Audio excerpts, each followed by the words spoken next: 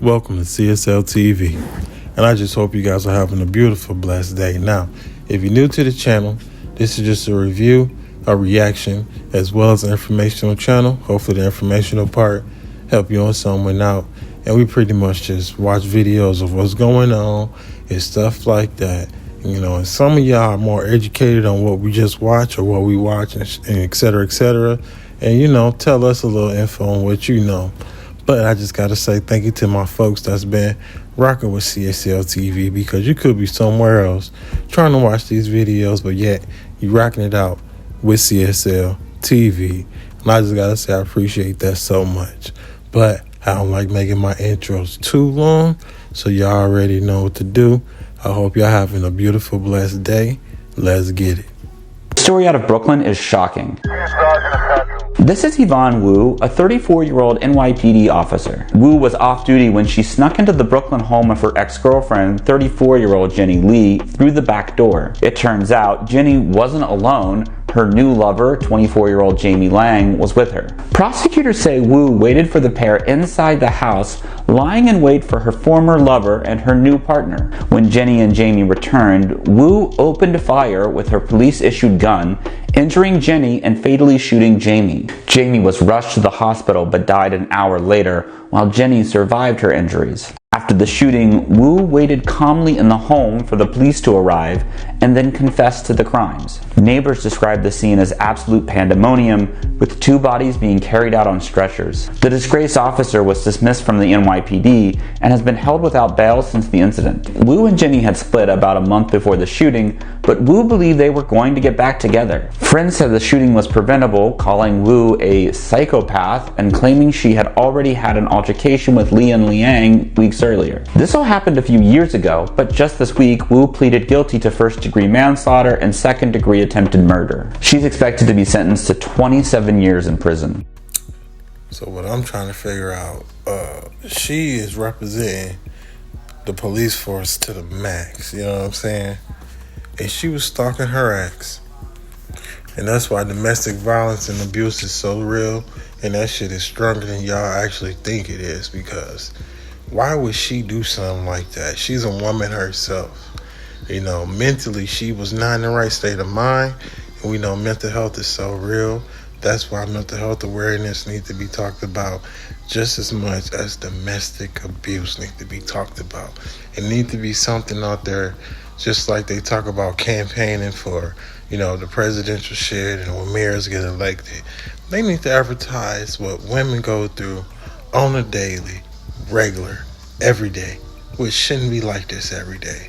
Because, we should all be able to live our life the way we live, whether it's with someone we feel we can live whatever forever with, or things don't work out.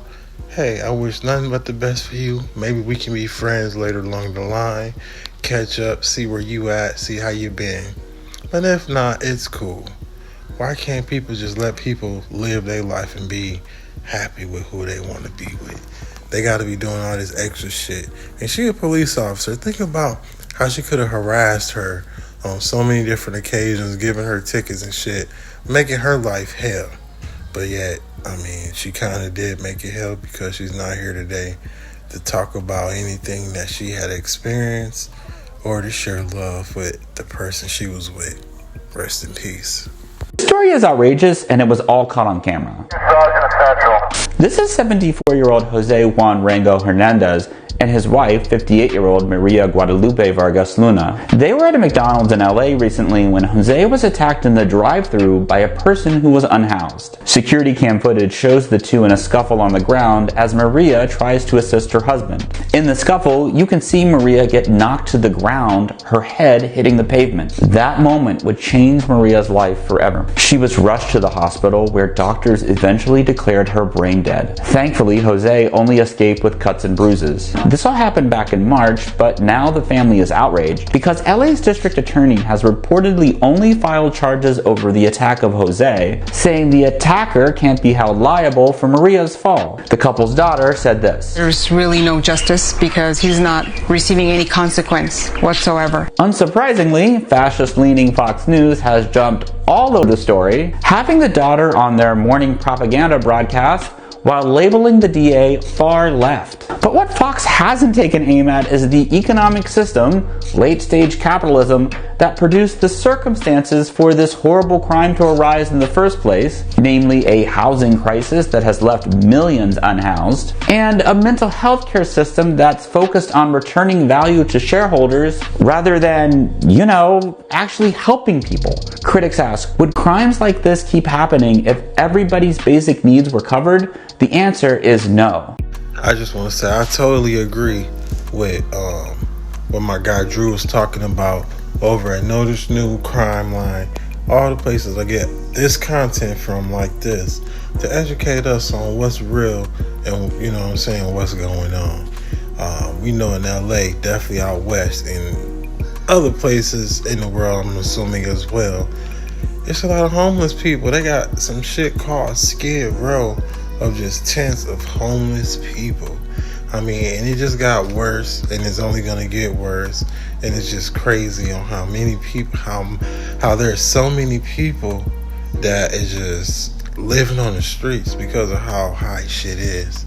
And healthcare is definitely one of them, because mentally, I know if I was going through what they was going through, I don't know if I would still be the same way. A lot of me would change. I'm not saying I will be the aggressive type, because I don't like violence or believe in people being aggressive, because there's always a solution. There's always a way to try to figure something out. But at the same time, other people's mental state is not the same as mine or yours. So we do have to put that into consideration of what they're going through. And I'm not saying this person shouldn't be held accountable for her, because if that person wasn't attacking her husband, then she wouldn't be in this situation. He was probably just out there minding their business. So justice is not being served, as if what the kids say, the family feel, and as I see it in my own eyes.